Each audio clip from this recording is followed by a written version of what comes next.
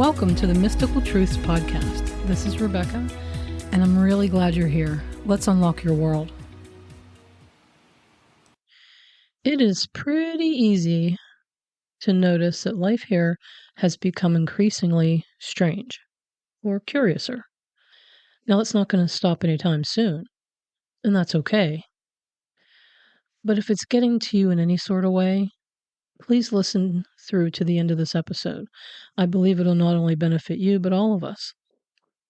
If we look at what's going on these days from a broader perspective, you just got to step back from your life, look at it through the eyes of Source, look at it in a more broad way. What's really going on here? Is it bad? No, it isn't. Is it change? Yes, it is. We're moving from mindlessness to mindfulness.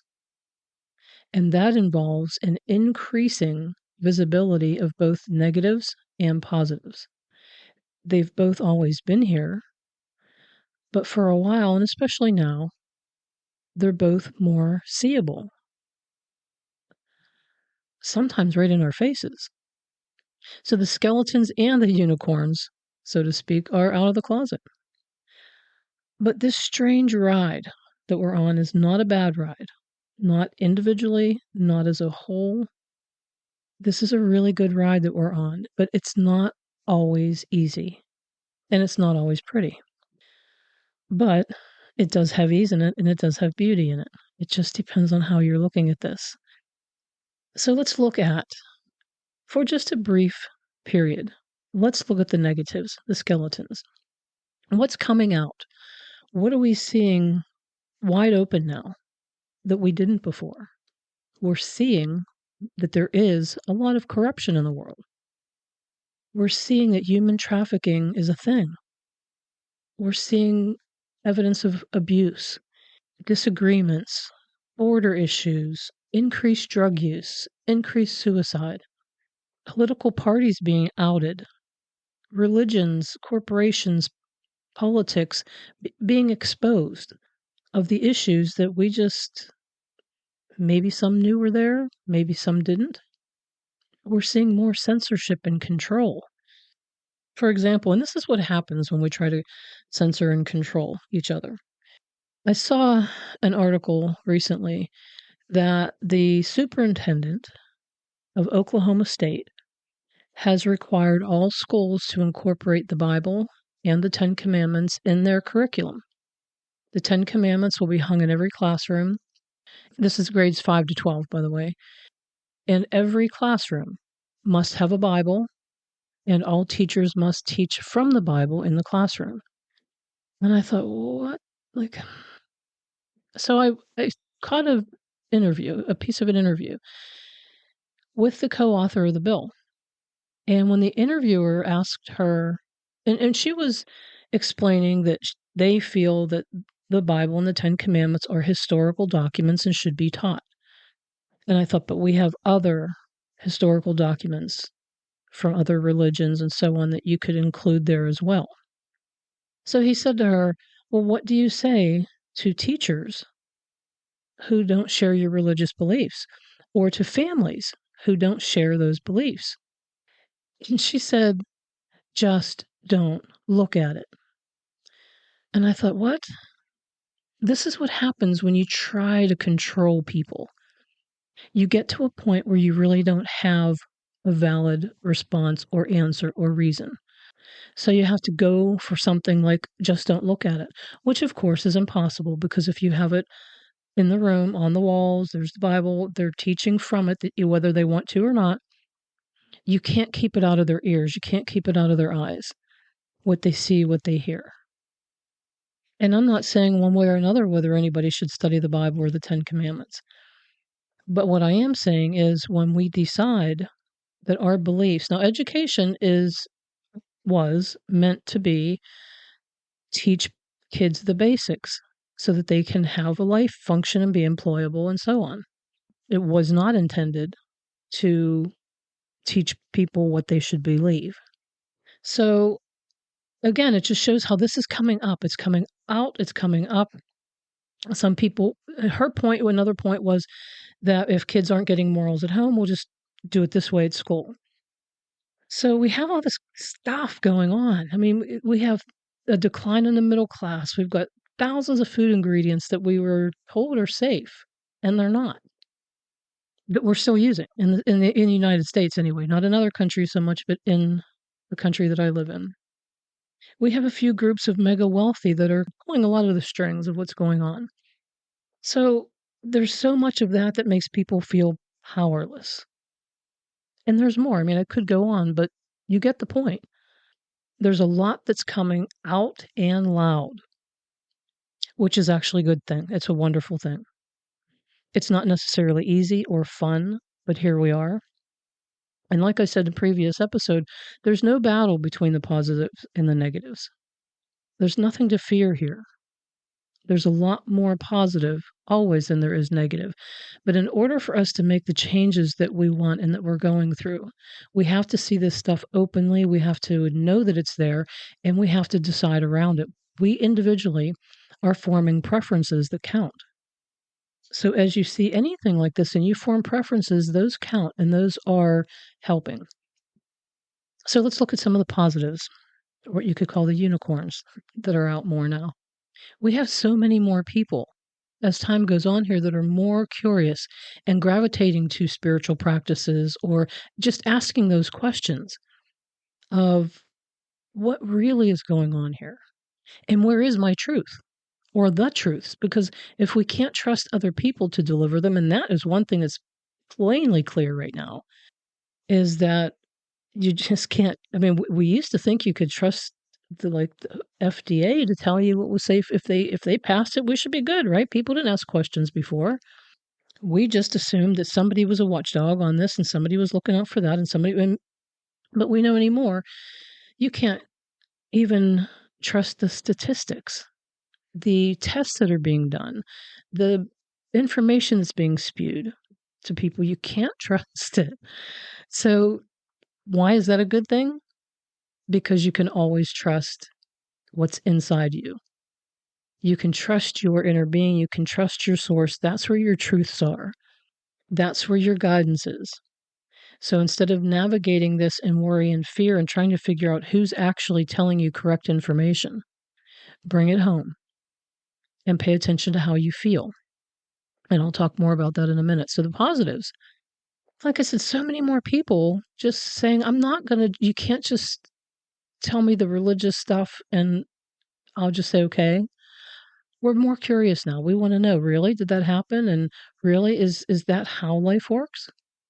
We're recognizing that we don't have to go through anyone else to be with Source and to connect with Source. People aren't hiding their differences like they did before. It's more acceptable to just be unique. And although the mainstream media is very controlled and censored, there are tons of podcasts and different things like that that are sharing information openly that is true, or at least that you can make up your own mind about whether it's true or not, or whether you agree with it or not. Now, some of those bigger podcasts do have to be careful because they can be censored. They can be dinged for what they put out there. If they get big enough, they don't. But at least there's a lot of people talking, and a lot of people talking about things that we really want to talk about. We really want to hear. We don't want to wait for somebody to say what we can hear or what we can think about or believe. We're raising our children now in more respectful ways. We're teaching mindfulness in schools. Now, is this all of this stuff across the board? No, but there's just a lot more of all of this being recognized, especially. We even have a presidential candidate who meditates. That might be a first. And possibly, as people lose more and more interest in the other two, they'll start to pay attention to the amazing third option that we have. That's my opinion, but I'm listening and I'm paying attention to how I feel. We're understanding more and more that we're not powerless to corporations or the mega wealthy. We're getting there. We're seeing that addicts are real people. They're a soul on a journey like everybody else.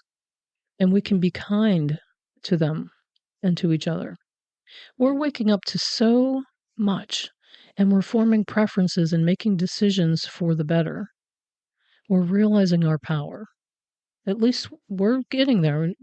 I hear people say, I feel hopeless. I feel like we don't have options, but just don't stay there.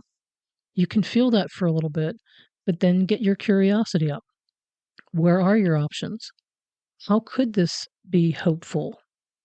We do have scientific proof now that our thoughts affect everything. And so because of that, we're thinking on purpose more and more and more.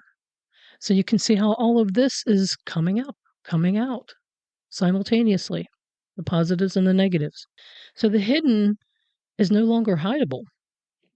And in order for us to be more, we'll say, enlightened on this planet, it might not be the best choice of word, but in order for us to be there, we have to be more transparent.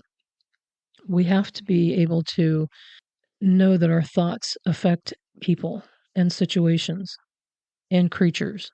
We have to know that every one of us here count.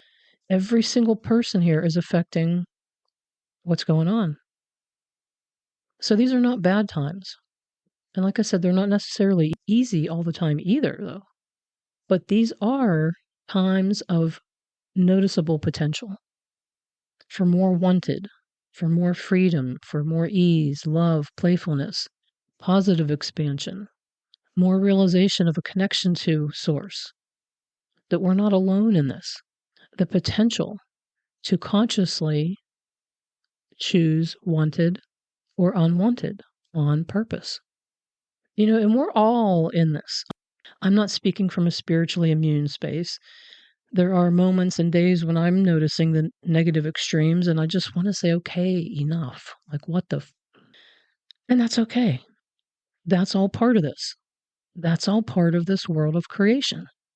And that's actually useful if it's brief, because in those moments, we get some power there. We say, I want different. I'm more clear about what I do like.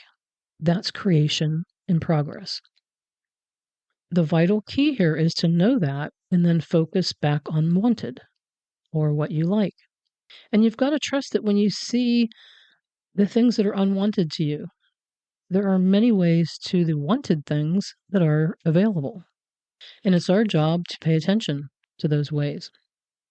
So how have I learned not to get pulled down by all the negative stuff or all this stuff that you see going on out there in the world and not lose hope?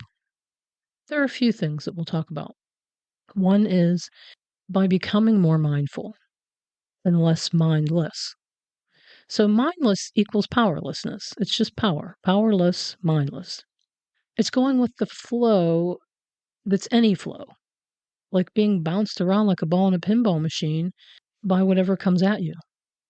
It's being distracted from self, from yourself.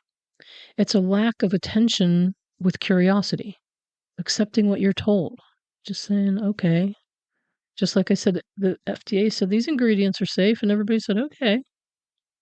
The media said if you don't vote for that one or that one, you're going to waste your vote. And what people say, okay. If enough of us don't fall for that, right? We've heard the devil takes the bad people, and we say, okay. Well, we can't mindlessly just go about that anymore. We're learning that, although that's been very common, we're changing in a way where we are more curious and less trusting in what people are up to and more trusting in what our inner being is up to.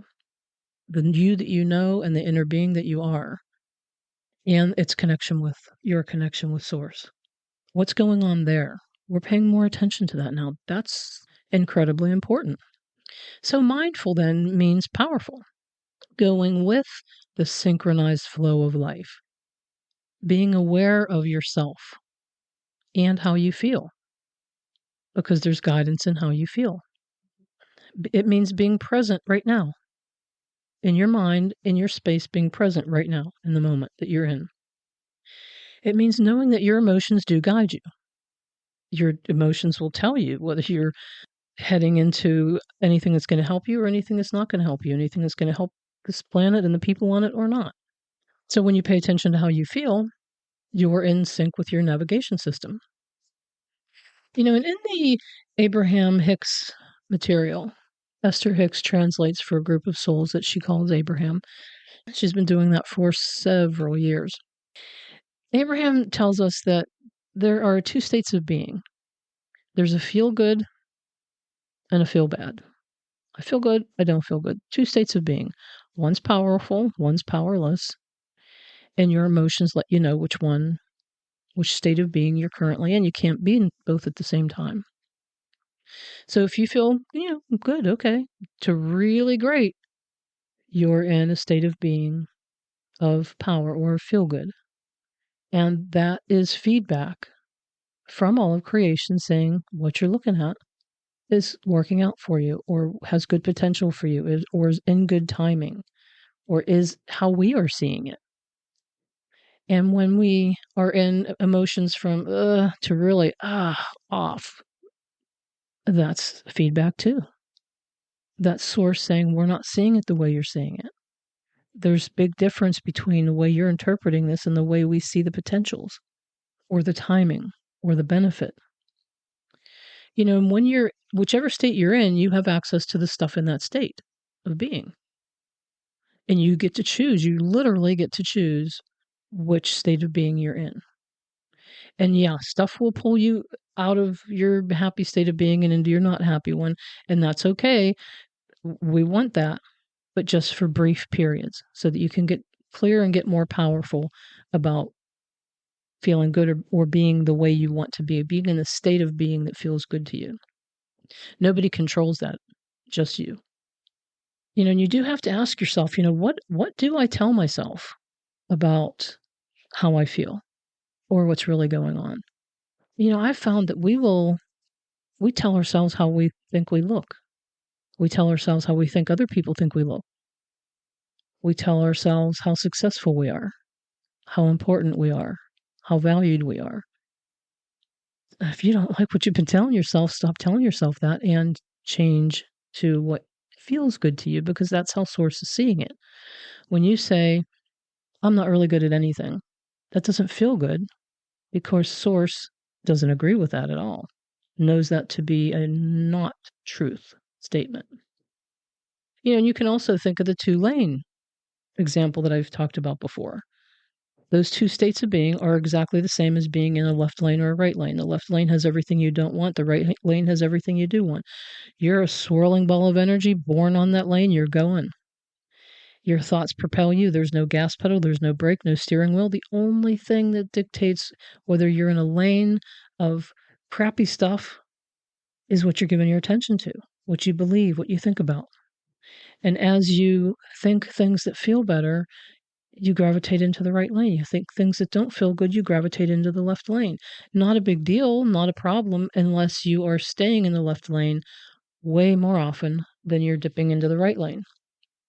I had a person here recently who said, but Rebecca, I'm stuck in the middle of the two lanes. And I really so much appreciated our conversation about that because it's a really good point. She said, I'm not unhappy, but I'm not happy either. I'm just stuck here in the middle of these two lanes. And I said, so first of all, don't tell yourself you're stuck. Because if you think about it, you may feel like you're stuck, but we have moments that are better, moments that aren't. It's like you wobble. You're actually just wobbling between the lanes. So you're not feeling so much of the left lane. You're not feeling so much of the right lane, but you are feeling both. You're just wobbling. And she wasn't going deep into either lane.